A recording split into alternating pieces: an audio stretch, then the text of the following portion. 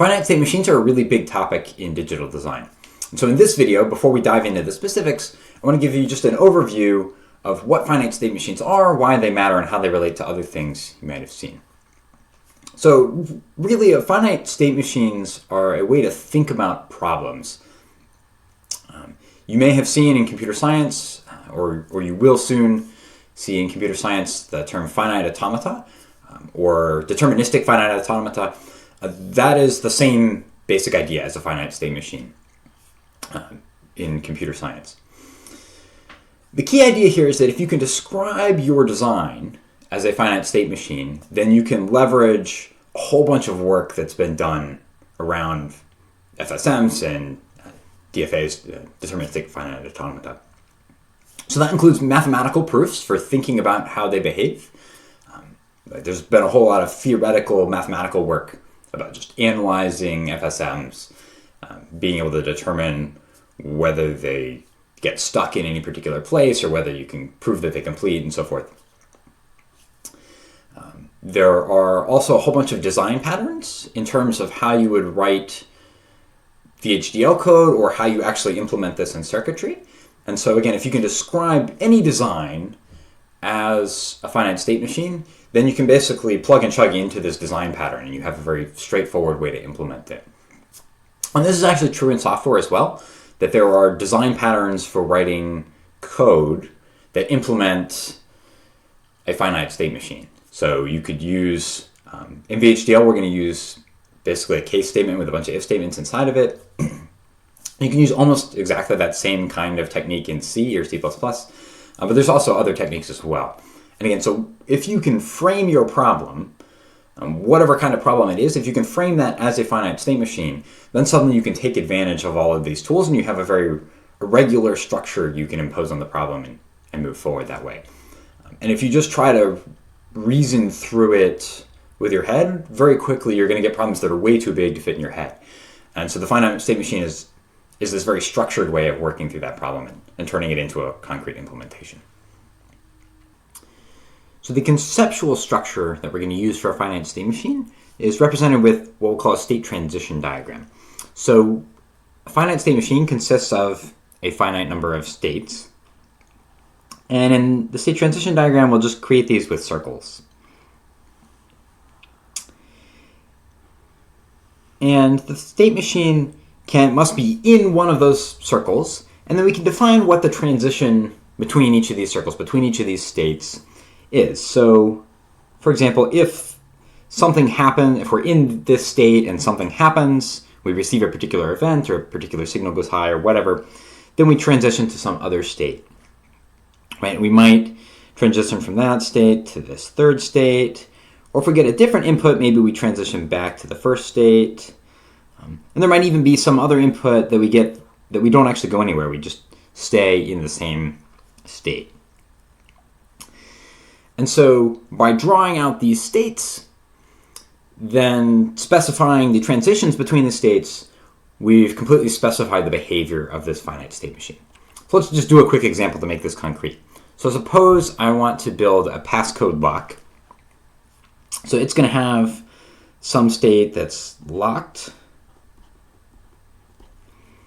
And so we'll circle that. That's a defined state. And then there's a state where it's unlocked.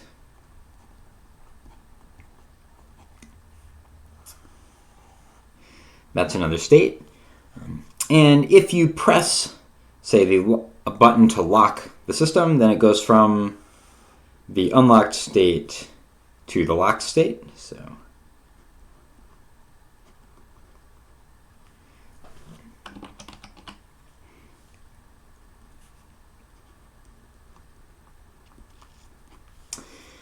And to go from the locked state to the unlocked state, you have to enter some kind of passcode. And while you're entering the passcode, you're sort of neither locked nor unlocked. The lock is still physically closed, but maybe you've got some indicator light or something that turns off. So we might say entering passcode is a separate state here.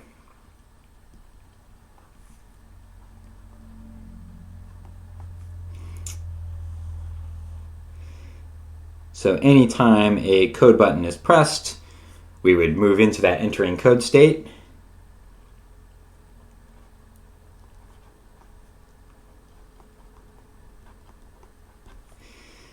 And if we get the correct code, then we would move into the unlocked state.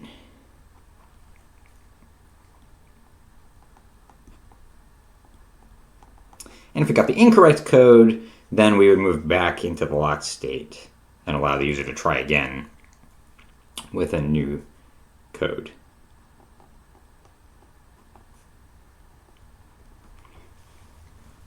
And so here we've completely specified what could happen in each state. All right, so if you're in the locked state, the only thing you can do is just start punching a code at some point. If you're entering a code, either you get the correct code and you moved into the unlocked state, or you get an incorrect code and you move back into the locked state. When you're in the unlocked, you just stay there until whatever button is pressed that makes you move back into locked. Now we could also add behavior to each of these states. So for example, like we already said that there's a physical lock, and we only want to unlock the physical lock when we're in the unlocked state. So in both the locked and entering code states, the lock output will be locked. Right? And in the unlocked state, the lock output is unlocked.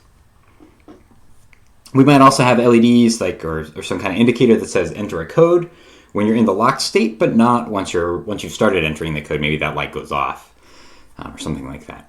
And so we can define output variables or output behavior in terms of which state the system is currently in. Okay, so that's the conceptual structure of a finite state machine. Let's talk about how we would actually implement this in hardware. So the hardware implementation for a finite state machine, the core piece is we've got some kind of thing that holds the actual state. Okay, so that's going to be a register. Again, a register in this sense just means a bank of flip-flops. So I'll just draw this as 2 flip-flops here. Though it could be, could be just be 1 flip-flop, could be 2, could be any number of flip-flops stacked up together. Okay, then we've got some logic and so coming out of here, we've got some representation of the current state, and then somehow we need to take the current state and whatever the current inputs are. So we have some inputs, and combine those to figure out where we're going, what the next state is. Okay, and so we're going to create some kind of nebulous blob of combinational logic here. We'll call this next state logic, because this is logic that is going to, again, take the inputs, take the current state here, and compute whatever the next state of the system should be. Then we've got our current state, and we can use that to compute some outputs here. And the outputs, again, are some function of the current state. So we'll call this nebulous blob of combinational logic the output logic. This is one basic design pattern for implementing a finite state machine in hardware. It turns out there's actually another pattern. So if we design the finite state machine slightly differently, we can actually add another arrow saying that if we take these inputs here and we actually use the inputs as an input to compute the outputs. So we've kind of got this shortcut for the inputs to affect the outputs directly into this output logic here. That would create a Mealy machine. And the design here that we've shown so far is what's known as a Moore state machine. At the end of this video series, I'll have a video that describes the difference between Mealy and Moore and when you might use one or the other. But for now, just focus on understanding how a Moore state machine works. Common question that comes up is do I actually need to build finite state machines, or is this just kind of some curiosity as we're going through the course? Absolutely, you need to be able to build finite state machines. So sequential logic, everything we've talked about so far, counters, shift registers, memories, all of those things you can think about conceptually as a finite state machine. It may not be the most helpful representation, but I think it helps to make that link. And then if you want any sort of complex decision-making behavior, that's almost certainly going to be a finite state machine. So in fact, we've already built lots of things that are state machines. So if you could think about a binary counter as a state machine, in the sense that every sequence of bits that it produces is a state, and it has regular transitions from one state to the next that occur on every clock cycle. It doesn't necessarily have any inputs, or it might have an input like a count or a don't count or a count up or count down that add more decision-making behavior, more edges to its state transition diagram. Something like a 2-bit shift register, again, is a finite state machine. It's got 4 potential states with all of the possible combinations of ones and zeros coming out of the shift register, and it changes states based on what's coming in to the FSM.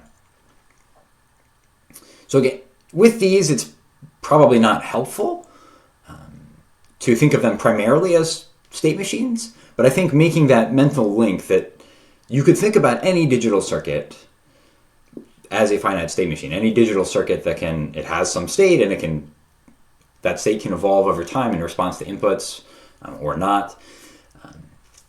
As a finite state machine, if you can make that conceptual link, I think you'll have a much richer, more sturdy understanding of state more generally, and of sequential circuits and finite state machines as a whole. In the next video, we're going to go ahead and work through a concrete example, taking an English language description and trying to turn that into a state diagram.